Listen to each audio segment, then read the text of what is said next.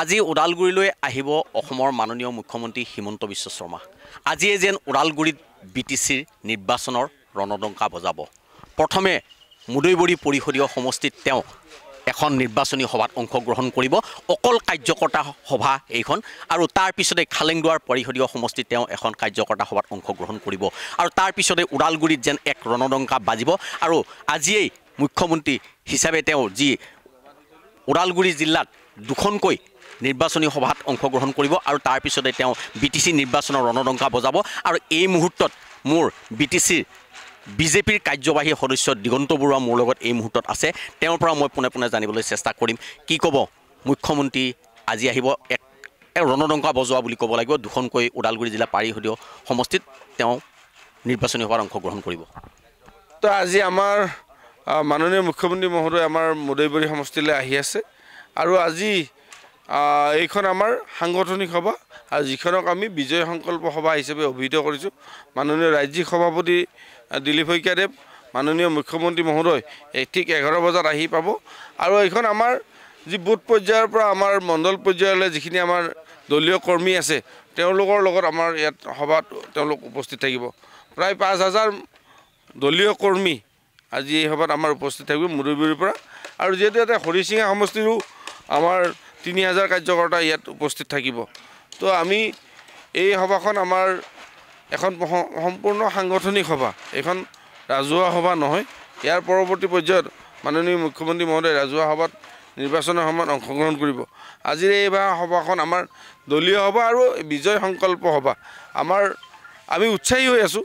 ইয়াৰ আগত এনেকুৱাকৈ দলীয় সভাত মুখ্যমন্ত্ৰী মহোদয় অহা নাই মণ্ডল পৰ্যায়ত।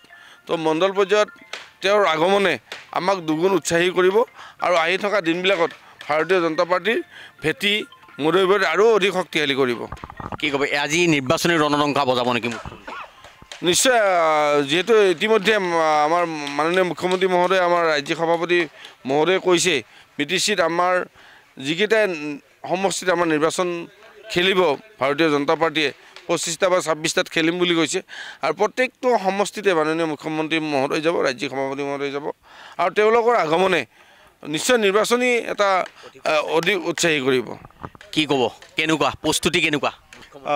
যিহেতু দিনৰ 11 বজাত আজি অসমৰ সন্মানীয় মুখ্যমন্ত্ৰী ডক্টৰ হিমন্ত বিশ্ব শৰ্মাদেৱ আৰু সন্মানীয় ৰাজ্যিক সভাপতি দিলীপ শইকীয়া ডাঙৰীয়াই ইয়াতে পদাৰ্পণ কৰিব। আৰু এইখন আচলতে এখন বিজয় সংকল্প সভা, য'ত আমাৰ যি মণ্ডল সমিতি আছে, এই মণ্ডল সমিতিসমূহৰ কাৰ্যকৰ্তা ইয়াত উপস্থিত থাকিব। আৰু ইয়াত কিদৰে যে বিটিচিৰ নিৰ্বাচনত কিদৰে আমি নিৰ্বাচনৰ বৈতৰণি পাৰ হ'ব পাৰোঁ, তাৰ ওপৰত লৈ মাননীয় মুখ্যমন্ত্ৰী ডক্টৰ হিমন্ত বিশ্ব শৰ্মা ডাঙৰীয়া আৰু ৰাজ্যিক সভাপতি দিলীপ শইকীয়া ডাঙৰীয়াই আমাৰ কাৰ্যকৰ্তাসকলক পৰামৰ্শ আগবঢ়াব। আৰু এই পৰামৰ্শ মতে আমি যাতে নিৰ্বাচনত জয়ী হ'ব পাৰোঁ, তাৰ বাবে সকলো কাৰ্যকৰ্তা আজি ইয়াত উপস্থিত হ'ব। আৰু আমি কলাগাঁওবাসী ৰাইজ বা বিটিচি মুদৈবাৰীবাসী ৰাইজে মাননীয় মুখ্যমন্ত্ৰী ডক্টৰ হিমন্ত বিশ্ব শৰ্মাদেৱ আৰু ৰাজ্যিক সভাপতি দিলীপ শইকীয়াদেৱক আমি আদৰিবৰ কাৰণে অধীৰ আগ্ৰহেৰে আমি বাট চাই আছোঁ। মোৰ লগত আৰু এজন কাৰ্যকৰ্তা আছে, কি ক'ব, কেনেকুৱা উৎসাহী হৈছে?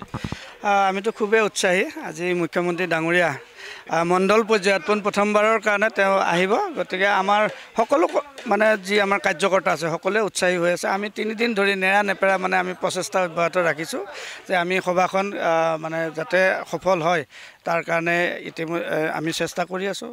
ইতিমধ্যে আপোনালোকে গম পাইছে যে এইখন আমাৰ বুথ পৰ্যায়ৰ যিসকল কাৰ্যকৰ্তা আছে, বুথ পৰ্যায়ৰ লগতে আমাৰ মণ্ডল পৰ্যায়ৰ কাৰ্যকৰ্তাসকলক লৈ সভা। আমাৰ কাৰ্যকৰ্তা অতি কমেও 5,000 ইয়াতে উপস্থিত হ'ব। গতিকে আমি খুবেই উৎসাহী যে মুখ্যমন্ত্ৰী ডাঙৰীয়া কেতিয়া আহে, কিন্তু বতৰে অকণমান বিধি পথালি দিব যেন লাগিছে। ভগৱানকো আমি অকণমান চিন্তা কৰিছোঁ যাতে বিধি পথালি নিদিয়ে। কি ক'ব, কেনেকুৱা আজি পীযুষ হাজৰিকাকে আৰম্ভ কৰি মুখ্যমন্ত্ৰী আহি পদাৰ্পণ কৰিব মুদৈবৰী সমষ্টি? এক প্ৰকাৰ ৰণডংকা, আজি ৰণডংকা বাজিব মুদৈবৰীত। এতিয়া আমাৰ ইয়াত যিবিলাক ৰাজনৈতিক আছে, পাৰ্টি আছে, দল আছে, গোটেই সকলোবোৰ আজিৰ পৰা ধূলিচ্ছাত হৈ যাব। ডক্টৰ হিমন্ত বিশ্ব শৰ্মাৰ পদাৰ্পণে BPF UPPL সকলো ধূলিচ্ছাত কৰি পেলাব মুদৈবৰীত। মই এটা কথা ক'ব লাগিব যে আজি এই মুখ্যমন্ত্ৰীৰ সভাত অভিভাৱক মন্ত্ৰী হিচাপে পীযুষ হাজৰিকা উপস্থিত থাকিব, যি দলৰ সভাপতি দিলীপ শইকীয়া উপস্থিত থাকিব। প্ৰায় 5,000 মানুহ অসমৰ যি তেওঁ সম্বোধন কৰিব মই এক দৃশ্য দেখুৱাবলৈ অনুৰোধ জনাইছোঁ প্ৰতিকূল বতৰক নেওচিও আচলতে যিসকল বিজেপিৰ কাৰ্যকৰ্তা তেওঁলোক আহিবলৈ আৰম্ভ কৰিছে আৰু এইদৰে আচলতে ওদালগুৰি জিলাৰ যি মুদৈবৰী পাৰিহদীয় সমষ্টি আৰু খালেংদুৱাৰ পাৰিহদীয় সমষ্টিত প্ৰায় 5,000কৈ দুখন সভাত মানুহে কাৰ্যকৰ্তাই অংশগ্ৰহণ কৰিব অকল কাৰ্যকৰ্তাই অংশগ্ৰহণ কৰিব আৰু এইদৰে আচলতে বিজেপিৰ নিৰ্বাচনৰ বাবে আচলতে ৰণডংকা বজোৱা পৰিলক্ষিত হৈছে আৰু এইদৰে আচলতে সম্পূৰ্ণ প্ৰস্তুতি কৰি তুলিছে 11:30 বজাত মুখ্যমন্ত্ৰী হিমন্ত বিশ্ব শৰ্মা আহি মুদৈবৰী পৰিষদীয় সমষ্টিৰ এই স্থানত উপস্থিত হ'ব। আপুনি বিচৰা বাতৰি পাব কেৱল নিউজ 18 এপত। নিউজ 18 এপ ডাউনলোড কৰিবলৈ স্কেন কৰক এই QR কোড। গুগল প্লে ষ্টৰতো পাব এই নিউজ 18 এপ।